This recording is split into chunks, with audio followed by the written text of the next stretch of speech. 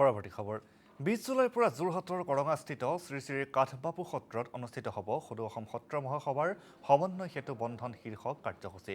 বিভিন্ন জাতি জনগোষ্ঠী সম্প্ৰদায়ৰ মাজত পাৰস্পৰিক সম্প্ৰীতি ঐক্য সাংস্কৃতিক সমন্বয় গঢ়ি তোলাই কাৰ্যসূচীৰ মূল উদ্দেশ্য। দুদিনীয়াকৈ অনুষ্ঠিত হ'ব লগা অনুষ্ঠানত জিলাখনৰ সকলো সত্ৰাধিকাৰৰ লগতে উপস্থিত থাকিব ভকত বৈষ্ণৱ। ইয়াৰ লগতে 15খন সত্ৰলৈ আধ্যাত্মিক কাম কাজৰ বাবে আগবঢ়োৱা হ'ব 10,000কৈ টকা। 50গৰাকী দুখীয়া মেধাৱী শিক্ষাৰ্থীক মাচুল প্ৰদানৰো সিদ্ধান্ত। সদৰি কৰে সদৌ অসম সত্ৰ মহাসভাৰ প্ৰধান সম্পাদক প্ৰান্তিক গোস্বামী।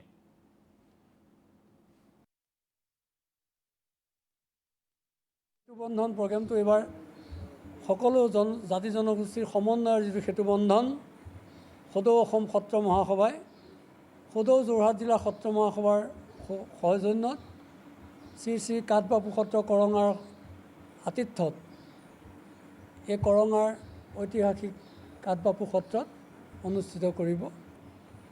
আমি 15খন সত্ৰক আমাৰ সদৌ অসম সত্ৰ মহাসভাৰ পুঁজিৰ পৰা আমি 5,000 টকাকৈ এটা অনুদান আমি সাহায্য আমি আগবঢ়াম বুলি আমি সিদ্ধান্ত গ্ৰহণ কৰিছোঁ।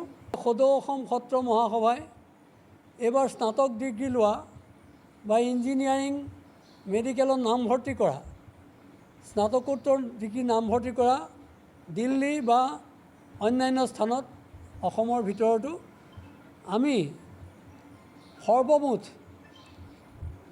আমি 50জন ছাত্ৰ ছাত্ৰীৰ আমি পঢ়াৰ খৰচ আমি বহন কৰাৰ সিদ্ধান্ত গ্ৰহণ কৰিছোঁ।